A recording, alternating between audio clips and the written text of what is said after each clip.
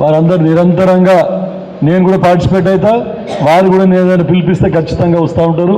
వారికి అందరికీ కూడా నా యొక్క నమస్కారం తెలుపుకుంటా ఉన్నాను.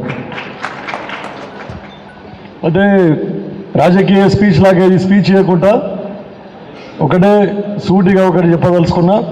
మీరు ఈరోజు మీరందరూ గట్టిగా ప్రయత్నించి గత 10 సంవత్సరాలు ఏదైతే ఉన్నదో మనకు ప్రత్యేక తెలంగాణ వచ్చినప్పుడు సోనియా గాంధీ గారు ప్రత్యేక తెలంగాణ రాష్ట్రాన్ని ఇచ్చినప్పుడు మనకు 17,000 కోట్ల రూపాయలు మిగులు బడ్జెట్తో ఇవ్వడం జరిగింది. కానీ ఇప్పుడు ఈ 10 సంవత్సరాలు మనం అనుకున్నట్టు ఏదైతే తెలంగాణ రాష్ట్రం ఏర్పడిన తర్వాత టీఆర్ఎస్ ప్రభుత్వం 10 సంవత్సరాలు ఏర్పడింది. దాంట్లో మనకు కాంగ్రెస్ ప్రభుత్వాన్ని మీరందరూ కాంగ్రెస్ పార్టీని గెలిపించిన తర్వాత మనకు అధికారం వచ్చిన తర్వాత 7.5 లక్షల కోట్ల రూపాయల అప్పుతోనే కాంగ్రెస్ ప్రభుత్వానికి అప్పచెప్పడం జరిగింది. మీకు అందరికీ ఎందుకంటే విద్యావంతులు ఇంటలెక్చువల్స్ మీకు అందరికీ ఎక్కువ చెప్పవలసిన అవసరం లేదు, మీకు అంతా తెలుసు. కాకపోతే గత 10 సంవత్సరాలు మనం తెలంగాణలో సాధించుకొని మనం ఏదైతే కలలు కన్న తెలంగాణలో ఈరోజు మనకు భంగపాటు జరిగింది. ఎందుకంటే ఏ వర్గం వారు కూడా హ్యాపీగా లేకుండా, నిరుద్యోగులు కానీ, ఉద్యోగస్తులు కానీ, రైతులు కానీ, తర్వాత విద్యార్థులు కానీ ఎవరు కూడా సాటిస్ఫాక్షన్ లేకుండా, తర్వాత వారి స్కీమ్ల సొంత ఎజెండాను ఇంప్లిమెంట్ చేసుకొని అప్పుల పాలు చేయడం జరిగింది. విద్యా వ్యవస్థను అయితే ముఖ్యంగా భ్రష్టు పట్టించడం జరిగింది.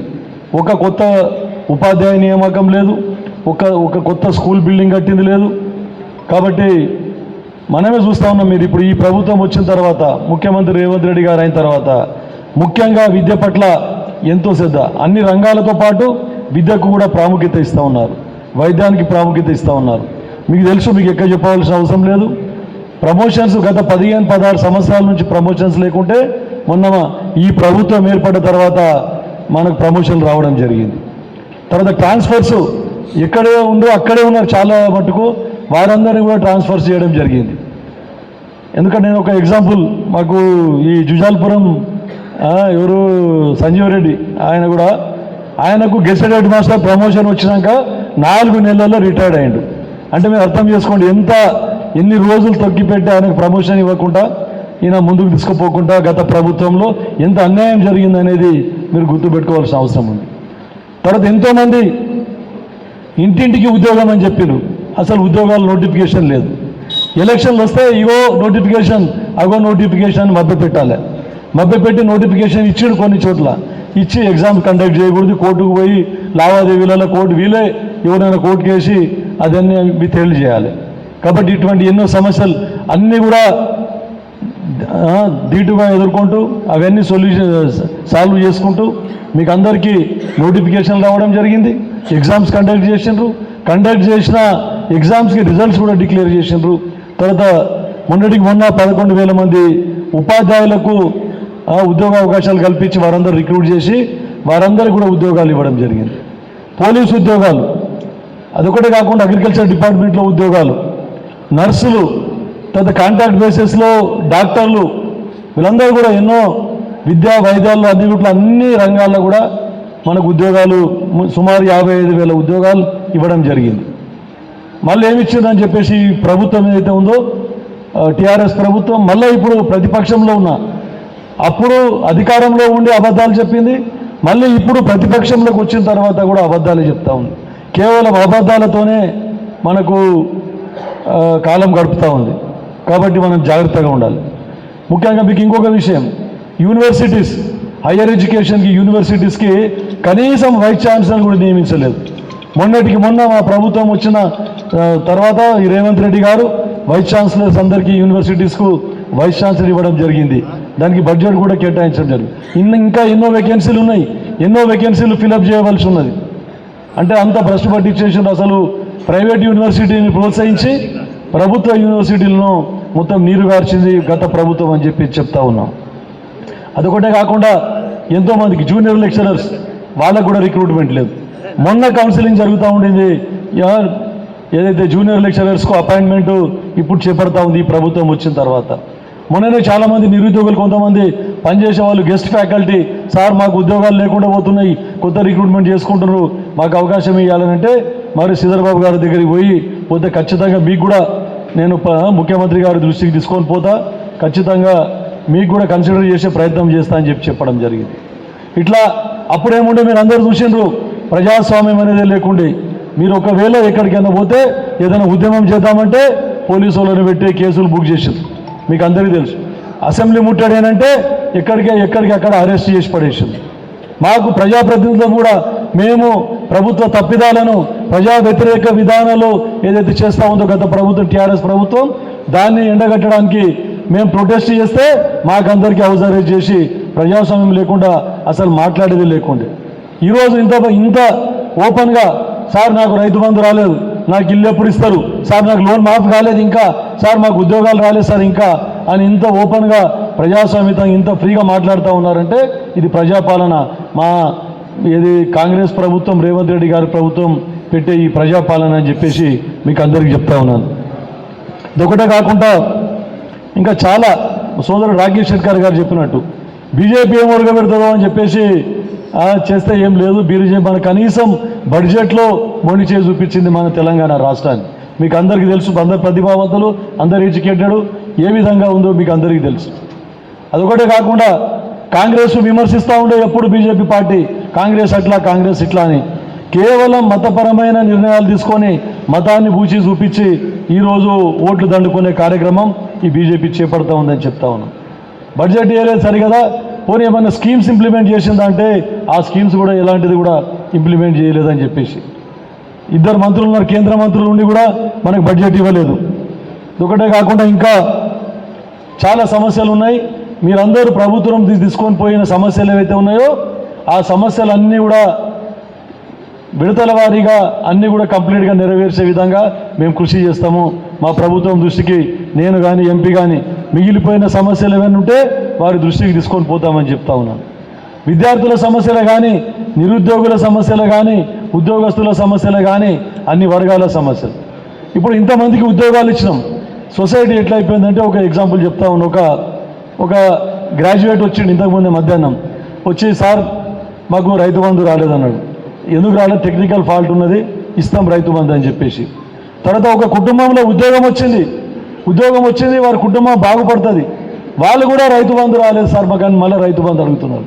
అది కూడా వస్తుంది రైతు బంధు, కొంచెం టైం పడుతుండొచ్చు కానీ రైతు బంధు ఖచ్చితంగా వస్తుందని చెప్పడం జరిగింది. మళ్ళీ అదే ఇంకా మళ్ళీ అప్పుడే క్వశ్చన్, ఫీజు రియంబర్స్మెంట్ సార్ మాకు ఫీజు రియంబర్స్మెంట్ రాలేదు సార్. గత 3-4 సంవత్సరాల నుంచి ఫీజు రియంబర్స్మెంట్ రాలేదు. అది 4,000 కోట్ల రూపాయలు కాలేజీలకు బకాయిలు ఉన్నాయి ఇంకా ఫీజు రియంబర్స్మెంట్వి. అదే కాదు వైన్స్ కట్టవలసింది కూడా 3,000 కోట్ల రూపాయలు పెట్టిపోయింది. గత ప్రభుత్వంలో పనిచేసిన కాంట్రాక్టర్లకు 45,000 కోట్ల రూపాయలు వాళ్ళు బకాయిలు పెట్టిపోయారు. ఎలక్ట్రిసిటీ డిస్కంలకు 80,000 కోట్ల రూపాయలు వాళ్ళు డ్యూ పెట్టిపోయారు. అంటే మీరు అర్థం చేసుకోండి ఎంత దిగజార్చింది ఆర్థికంగా మన స్టేట్ని అని చెప్పేసి. మన ముందుకు ఇప్పుడు ఫ్రీ స్కీమ్లు, సరే అధికారంలోకి రావాలంటే ఖచ్చితంగా ఫ్రీ, వాళ్ళు 10 ఇస్తామనంటే మనం కొన్ని ఫ్రీ స్కీమ్స్ ఇచ్చిందాకా తప్పది. అది లేకుండా అధికారంలో ఎవరు కూడా, ప్రతి ఒక్కరు కూడా ఫ్రీ స్కీమ్స్ గురించి ఆలోచిస్తూ ఉన్నారు ఓటర్స్. ఈ వ్యవస్థని మనం కొద్దిగా తగ్గించుకుంటూ అభివృద్ధి వైపు తీసుకుపోతా ఉన్నారు మన గౌరవ ముఖ్యమంత్రి రేవంత్ రెడ్డి గారు, మరి వారి మంత్రివర్గ సహచరులందరూ కూడా చెప్తా ఉన్నాను. మీరందరూ చూస్తూ ఉన్నారు పకడ్బందీగా ఈరోజు రైతు బంధు ఎవరికంటే వాళ్ళకు, పెద్ద భూస్వాములకు, తర్వాత ఎవరికి సినిమా యాక్టర్లకు, ఫామ్ హౌస్లో ఉండే వాళ్ళకు, వ్యవసాయం చేయని వాళ్ళకు, అటువంటి వాళ్ళకు రైతు బంధు ఇచ్చి మొత్తం భ్రష్టు పట్టించిండు, ఆర్థిక వ్యవస్థనే దిగజార్చిండు. ఈరోజు ప్రతి ఒక్కటి క్షుణ్ణంగా అయితే ఆలస్యం అవుతుందేమో, కొన్ని రోజులు ప్రభుత్వం మీద ఏంటంటే ప్రభుత్వంకి విమర్శిస్తారేమో కొన్ని రోజులు, అయినా పర్వాలేదు, చివరిలో ఖచ్చితంగా తెలుసుకుంటారు. ఇది వచ్చి 1 సంవత్సరం అయింది, 1 సంవత్సరం 4 నెలలు అంటే దాంట్లో 5 నెలలు పార్లమెంట్ ఎలక్షన్ పోయింది మనకు కోడ్ ఉండడం వలన. కాబట్టి ఇంకా ముందు అవన్నీ సరిదిద్దుకుంటు. మీరు చూసిన 30 సంవత్సరాలు ఇది ఔటర్ రింగ్ రోడ్ని ఆల్రెడీ 30 సంవత్సరాలకు లీజ్కి ఇచ్చేసాడు. ఆ లీజ్ అమౌంట్ని ఈయన తీసేసుకున్నాడు. వైన్స్ టెండర్స్ అడ్వాన్స్గా 2 సంవత్సరాలది పిలిచాడు. అన్నీ పిలిచి ముందు గవర్నమెంట్కు వచ్చే బడ్జెట్ ఏదైతే ఉందో, ట్యాక్సెస్ ఉన్నాయో అవి కూడా ఆయన తీసుకొని మళ్ళీ అప్పుల పాలు చేసిపోయాడు. కాబట్టి మీరు ఇది ఆలోచించాల్సిన అవసరం ఉందని చెప్పేసి మీకు అందరికీ చెప్తా ఉన్నాం. మనం చూస్తూ ఉన్నాం, మీరు బీసీలను నియమించినాం, ఇంటిగ్రేటెడ్ రెసిడెన్షియల్ స్కూల్ ప్రతి నియోజకవర్గానికి అని చెప్పడం జరిగింది. ఇక పెద్దగా చెప్పుకుంటా ఉన్నారు వాళ్ళు, మేము గురుకులాలు ఇచ్చినాం, మేము అక్కడ ఇచ్చినాం, ఈ గురుకులాలు ఆ గురుకులాలు, బీసీ గురుకులాలు, ఎస్టీ గురుకులాలు, మైనార్టీ గురుకులాలు. ఆ గురుకులాలన్నీ కూడా ప్రైవేటు విద్యాసంస్థ ప్రైవేట్ బిల్డింగ్లలో ఉన్నాయి. వాటికి రెంట్ కట్టలేదు, వాటికి 6 నెలల రెంట్ బకాయి మిగిల్చిపోయినారు. వాళ్ళందరూ ఓనర్స్ తాళం వేస్తామంటే రేవంత్ రెడ్డి గారి ప్రభుత్వం, మా కాంగ్రెస్ ప్రభుత్వం వాళ్ళందరికీ రెంట్స్ అన్ని కట్టి తాళాలు వేయకుండా విద్య కొనసాగించే విధంగా వాళ్ళు ప్రైవేట్ ఓనర్స్కి మేము ఇచ్చినాం ఆ రెంట్స్ అని చెప్పేసి మీకు చెప్తా ఉన్నాం. ఇటువంటి విషయాలు చాలా ఉన్నాయి. ఇక ఇంకొకటి అంటే వీళ్ళు సొసైటీ ఎట్లయిపోయిందంటే అప్పటి పూర్తి ఈరోజు మాకు ఏమి ఇస్తారు అని చెప్పేసి మొన్న ఎవరో అప్పటి ముఖ్యమంత్రి, దివంగత ముఖ్యమంత్రి ఎన్ జనార్దన్ రెడ్డిది ఒక వీడియో వచ్చింది, వీడియో వైరల్ అయింది, మీకు అందరికీ తెలుసు.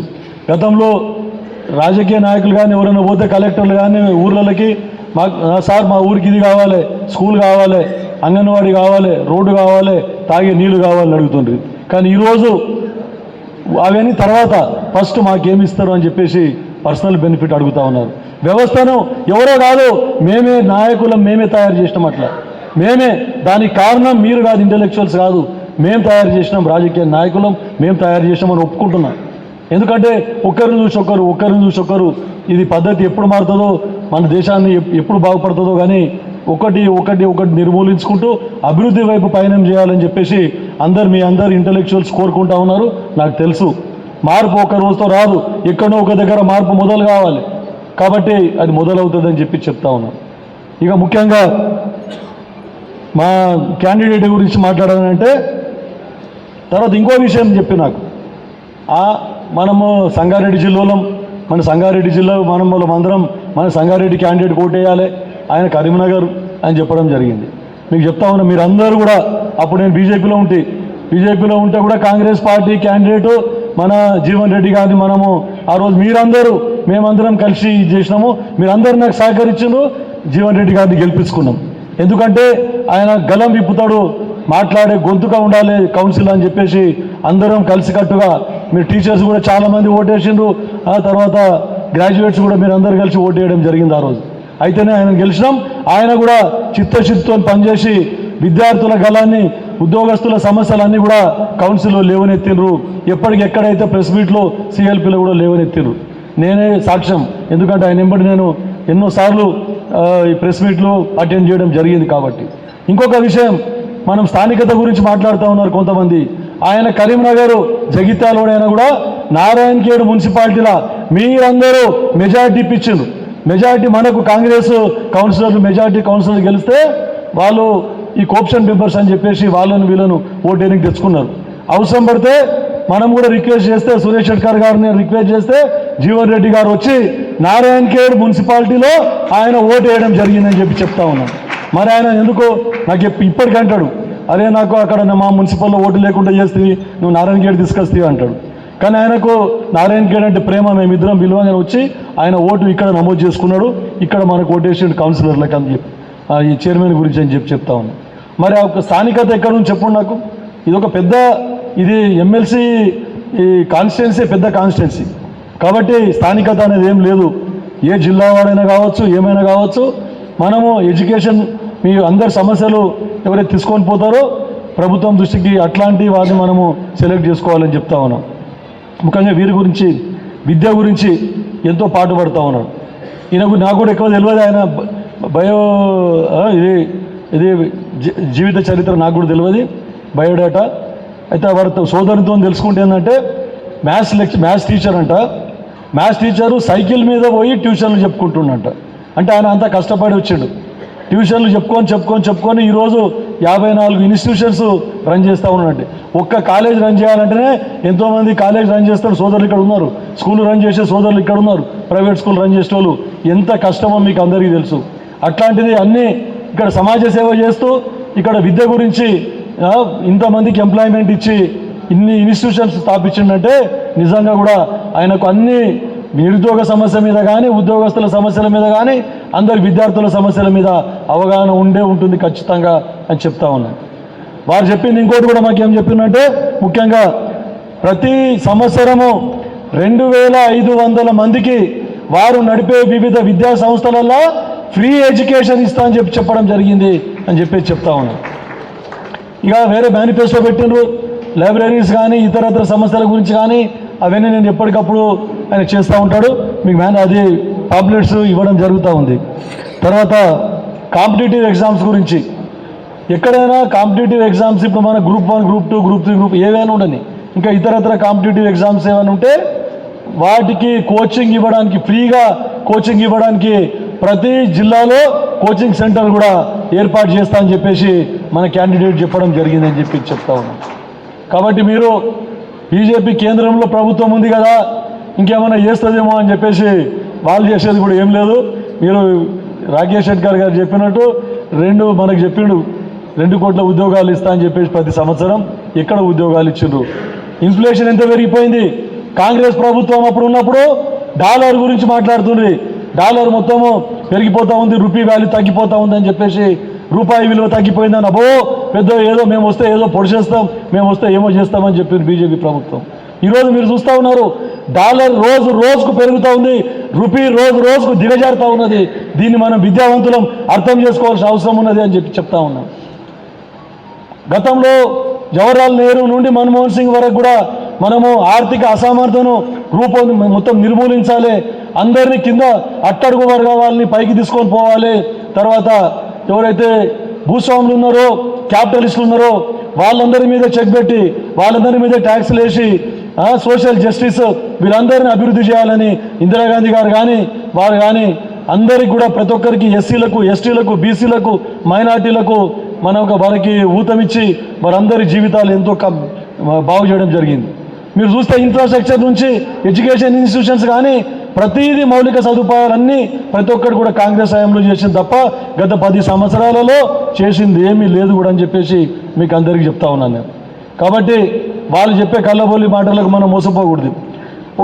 ఒక్కటి మట్టుకో ఎలక్షన్ మనకి ఇప్పుడు ఏంటంటే మళ్ళా కొన్ని స్టేట్లలో ఇవన్నీ ఎలక్షన్స్ పోతున్నదని చెప్పేసి వాళ్ళు కూడా కొన్ని స్కీమ్స్ పెట్టడం జరిగింది. బీజేపీ కేవలం ఎలక్షన్స్ గురించి పెట్టడం జరిగింది, వేరే విధంగా కాదని చెప్తా ఉన్నాను నేను. నిర్మలా సీతారామన్ గారి క్వశ్చన్ వేస్తే ఆమె ఏం జవాబే చెప్తలేదు. ఇవి ఎలక్షన్ స్టంట్ మీద అందరిది, ఇది ఎప్పటికి ఉంటుందా, కంటిన్యూ చేస్తారంటే ఆమె కూడా ఏం చెప్తలేదు. కాబట్టి మీరు విద్యావంతులు ఇదొక్కసారి. ఇంకొకటి మనకు జోడేట్లు ఉండాలి. మీరు నన్ను ఎమ్మెల్యేగా గెలిపించిండ్రు, సురేష్ షెట్కర్ గారిని ఎంపీగా గెలిపించిండ్రు, గతంలో జీవన్ రెడ్డి గారిని ఎమ్మెల్సీగా గెలిపించినందుకు మనకు అన్ని విధాల మనకు నియోజకవర్గానికి సేవ చేసింది. ఇప్పుడైతే మన ప్రభుత్వం ఉన్నది కాబట్టి మన ప్రభుత్వం సంబంధించినటువంటి క్యాండిడేట్ను అభ్యర్థిని గెలిపించుకుంటే అందరం కూడా కలిసికట్టుగా వారి బడ్జెట్, సురేష్ షెట్కర్ గారి బడ్జెట్, నా బడ్జెట్ అన్నీ కలిసి నారాయణఖేడ్ నియోజకవర్గాన్ని ఇంకా కూడా అభివృద్ధి పదంలో తీసుకుపోతామని చెప్తూ వీరందరికీ ఎవరు అల్ఫోన్స్ నరేందర్ రెడ్డి గారికి మీ అమూల్యమైన ఓటు వేయాలి. అది ఇంకొకటి ఏంటంటే ఇది first priority, second priority, third priority అనే ఓట్లు ఉంటాయి. మీరు ఓట్లు తీసుకొని నాకు ఎందుకో చాలామంది గ్రాడ్యుయేట్స్ చాలామంది ఇంకా ఓటు నమోదు చేసుకోలేదు. మరీ 2-3 సార్లు టైం ఇచ్చిండ్రు. మరీ చెప్పినాం మేమని మీడియా ద్వారా, ప్రెస్ ద్వారా, పర్సనల్గా అందరికీ చెప్పినా కూడా సిద్దిపేటలో చూడండి 30,000 మంది ఓటర్స్ అని చెప్తా ఉన్నాడు సార్. మన దగ్గర మొత్తం కలిపితే మనకు 3,800 ఓటర్స్. మరి మనం ఆలోచించుకోవాల్సిన అవసరం ఉన్నది. గ్రాడ్యుయేట్స్ లేరని కాదు, చాలామంది ఉన్నత విద్యలో ఉన్నారు మన వాళ్ళు. నారాయణఖేడ్ నియోజకవర్గం నుండి చాలామంది ఎన్నో ఉద్యోగాలు చేస్తూ ఉన్నారు. ఎంతోమంది మంచి కాంపిటేటివ్ ఎగ్జామ్స్ రాసిండ్రు, వాళ్ళు మంచి సీట్లు కొట్టుకున్నారు. కాబట్టి ఇది కొంచెం కాన్సన్ట్రేట్ చేసి ఇప్పుడు జరిగిపోయింది. కానీ ప్రతి ఒక్కరికి కూడా పిలుచుకొని వచ్చి వారి ఓటు వేయించే విధంగా, ముఖ్యంగా ఉపాధ్యాయులకు మళ్ళీ రిక్వెస్ట్ చేస్తూ ఉన్నాను నేను. ఎందుకంటే గ్రాడ్యుయేట్స్ అందరూ మీ చేతి కింద విద్యను అభ్యసించిన మీ శిష్యులే, ఎక్కువ మటుకు మీ స్టూడెంట్సే ఉంటారు. ఎవరైనా గ్రాడ్యుయేట్స్ ఉన్నారో వాళ్ళందరూ మీ స్టూడెంట్సే ఉండి ఉంటారు. ఏదో స్కూల్లోనో ఏదో కాలేజీలోనో మీ స్టూడెంట్స్ ఉంటారు. కాబట్టి వారికి ఎట్లయినా ఒప్పించి మన అభ్యర్థికి ఓటేసే విధంగా మీరందరూ కృషి చేయాలి. తర్వాత first priority, second priority, third priority అనకుండా ఏ ప్రయారిటీ అయినా ఒకటే ఒక vote first priority Narender Reddy గారికి ఇచ్చి కాంగ్రెస్ అభ్యర్థిని గెలిపించాలని చెప్పేసి మీకు సవినయంగా మనవి చేసుకుంటూ ముగిస్తా ఉన్నాను.